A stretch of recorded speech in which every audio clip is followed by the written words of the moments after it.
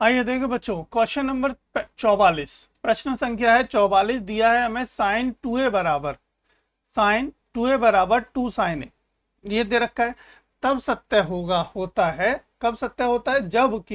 जबकि a बराबर हो, मतलब a बराबर हो 0 के, तब ये बात सिद्ध सही होगी। a बराबर हो 30 डिग्री के, तब ये बात सही होगी। a बराबर हो 45 डिग्री के, तब ये बात सही होगी।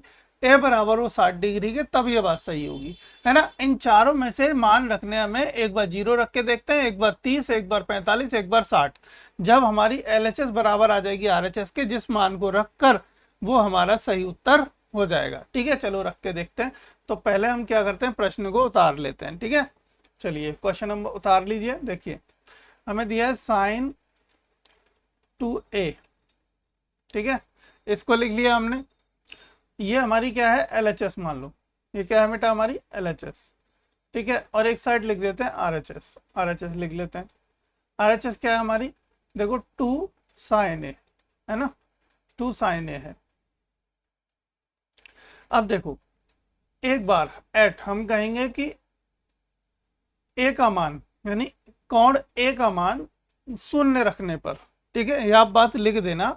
तो हम यहाँ डायरेक्टली लिखते हैं। ठीक है, हम लिख देते हैं एट 0 डिग्री, 0 डिग्री पर देखते हैं।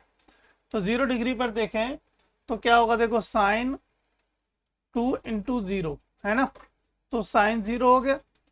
और साइन 0 का मान कितना होता है, 0 होता है। ठीक है जी, 2 साइन 0, 2 इंटू साइन 0 का मान 0, और 2 इंटू 0 0। तो यानी ये 0 आ गया, LHS बराबर RHS आ गई, LHS इज इक्वल टू आ गया RHS। इसका मतलब क्या हो गया, हमारा ऑप्शन नंबर ए जो है वो सही आंसर है। ठीक है, option A will be the right answer. ठीक है, अगर बाकी और ऑप्शन आपको देखने हैं, जांचने हैं, तो बेटा वो भी देख सकते हो, कोई मना नहीं है। देखो एक क्वेश्चन में एक बता देता हूं। देखो एट 30 डिग्री, 30 डिग्री रख के देख लेते हैं। देखो साइन 2 इंटू 30, ठीक है, बराबर 2 साइन 30। अब देखो 2 साइन, ये कितना हो गया, साइन 30 दूनी 60, तो 2 साइन 30 की वैल्यू, अभी तो चलो ऐसे ही लिख लेते हैं।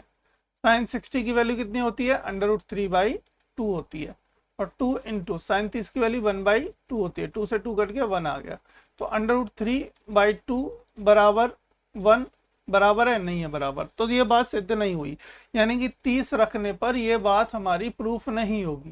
ठीक है, इसी तरह 45 रख के देख लो, इसी तरह 60 रख के देख लो, किसी की कोई भी वैल्यू जो है समान नहीं आएंगी, बराबर नहीं आएंगी, सिवाय 0 के। तो 0, इसलिए हमारा ऑप्शन नंबर ए जो है वो